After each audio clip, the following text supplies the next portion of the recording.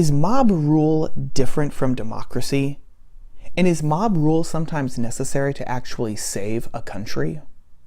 Ciao everyone, this is Nate on the Stone. Welcome back to my channel. Those are the questions we are going to be looking at today in our regular environment, as you can see. And remember that if you like videos of cultural, political, and religious commentary from a different point of view, then subscribe to my channel and ring the bell for notifications. It used to be that after a particularly grueling political fight, like the one we just had over Brett Kavanaugh's confirmation, that both sides would kind of call a truce, regroup, and collect themselves for whatever the next big fight was going to be. That might be how it worked in the good old days, but today not so much. Today, the fights never end.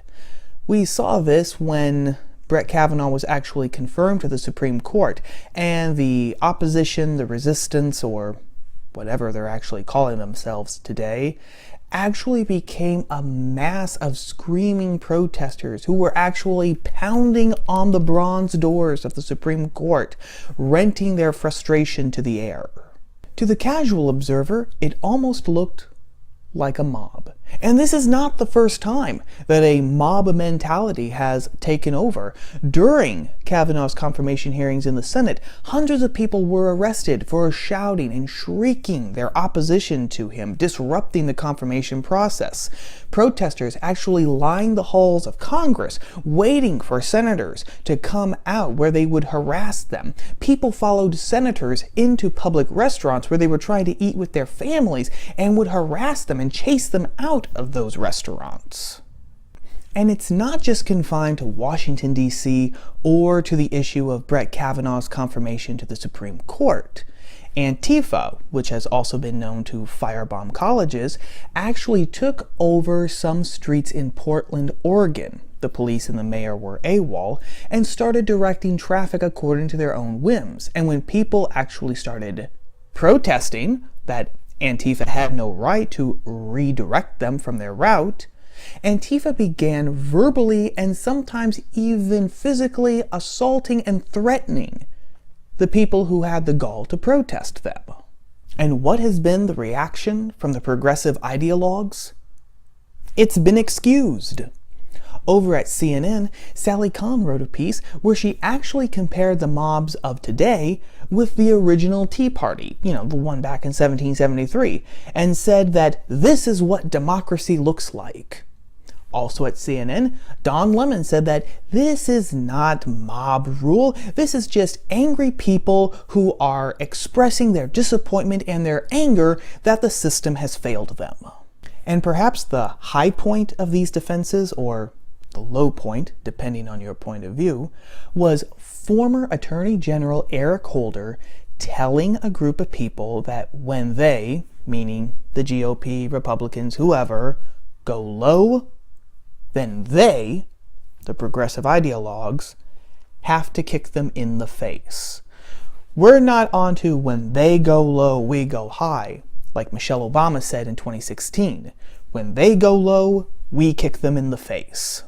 Now, this is the part of the video, I'm sure, where everyone is expecting me to contradict Kahn and Lemon and say that this is mob rule, this is not democracy, the two are not alike. Well, that's kind of the problem, because Kahn and Lemon are kind of right.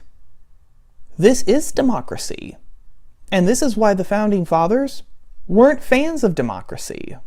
Now, some people call the U.S. system of government a democracy, but in reality, it's a constitutional federal republic, which takes longer to say and is less sexy than democracy, but it has the advantage of actually being accurate. And what that long phrase means is three different things. First, it means that we have a written constitution which outlines the structure of government, and it divides that power given to the federal government into the three different branches. It means that governmental power is divided again between the central federal government and then all of the 50 state governments. And it also means that we the people rule not by voting directly on each and every issue, but by electing representatives to the government to vote our will. Democracy, in contrast, is when all eligible voters vote on every single issue. The reason why the US isn't a democracy is because the Founding Fathers were all dead set against that particular system of government. We have this idea today that the founders were all best buds who pretty much agreed on everything, but there was a lot of rancor and disagreement within their group. We know some of the big ones. Adams and Jefferson were friends before they became political enemies, before they became friends again.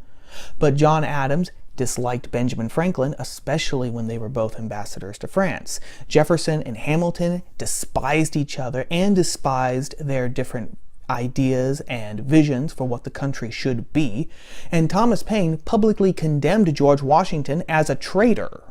But the one thing that they could all agree on was that democracy was not the way to go for the new country. They came to this conclusion by actually looking at democracies of the past, and one of the chief ones was the father of democracy, the ancient Greek city of Athens. Historian Victor Davis Hanson has described the workings of the Athenian democracy like this. Twice a month, all eligible voters of the city, about 6,000 men, would gather in the open-aired amphitheater of Athens. There, demagogues, literally leaders of the people, would try to sway those men to vote in a certain way on certain issues. Now, this system kind of worked. It's one of the reasons why Athens was one of the jewels of ancient Greece for about 200 years.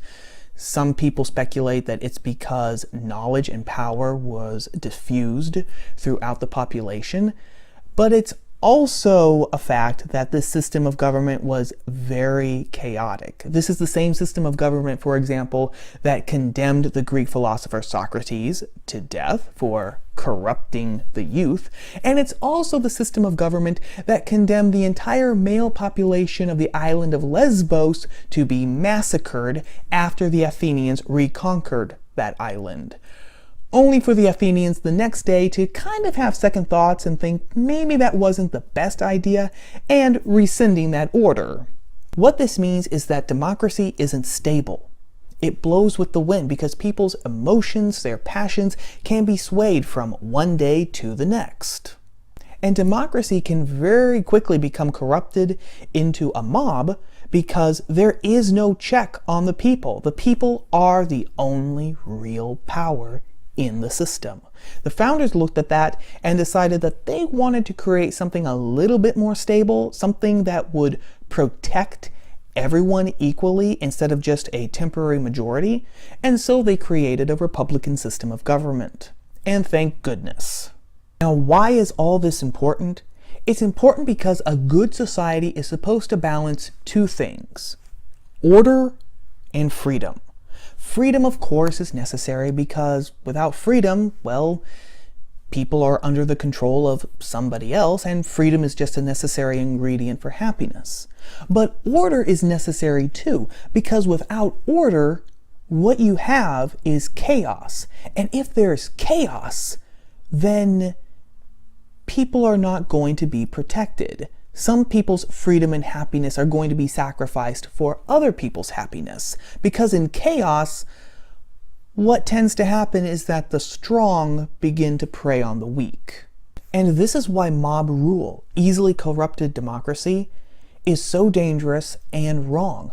Because it corrodes the order that is needed to protect everyone's happiness and freedom. It doesn't just destroy the freedom and happiness of the people that the mob has targeted on a given day. If it did just that, that would be bad enough. But it puts everybody's freedom and happiness in danger because the mob creates a mob mentality.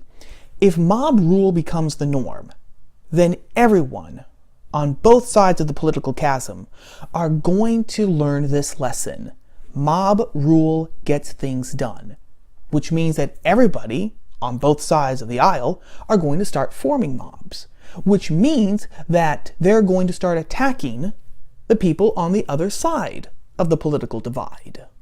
And this is going to create a cycle of violence because each new attack is going to be just a further excuse for a retaliation. It'll be like Northern Ireland, where the Catholics and the Protestants were busy killing each other for years. The Catholics attacked the Protestants, and the Protestants used that fresh attack as just another justification to retaliate against the Catholics, who then used that attack to retaliate against the Protestants, who then used that attack to retaliate against the Catholics, and you see where I'm going with this. Now, if that doesn't do anything to convince people, then think of it like this. Mob rule is really just bullying. Bullies pick on people that they think are weaker than they are, but they also attack people who don't belong to their group, their clique, their tribe. Now, we condemn bullies in every other avenue of life. We tell our kids not to bully other kids in school. We actually have anti-bullying programs in school and for online. Now, if we don't like bullies in school, online, how can we honestly say that bullies who target people who hold different political opinions from us, and maybe even people that we don't like, how can we justify that and remain honest with ourselves? If bullying is wrong in the schools against our kids, which it is, then we can't really say that bullying is good outside of the school when it's put into the political system. Now, I know some people might say, Nate, this is different. This is about saving the country. We have to take drastic measures because the country is this close to being toppled and completely changed from what we hold dear. But that's not going to fly. First of all, like I said, if we condemn bullying in schools, to be consistent and honest, we have to condemn it in every other area. And two, nobody was ever persuaded by bullying. No one ever changed their behavior because they were bullied. Yeah, people might have changed their appearance, they might have changed their actions to try and stop people from bullying them, but was it ever willing? Of course not. People changed resentfully. They changed out of fear. To save the country, we can't use force or fear. We have to use persuasion. Be passionate, absolutely. But behind that passion, there has to be logic and arguments. You have to work on people's minds and hearts, not just fill them with fear that their lives are going to go up in smoke or that they're going to be harassed in public. Yeah, you can do that, but it's not going to work. It's not going to save the country. It's the lazy man's way, actually.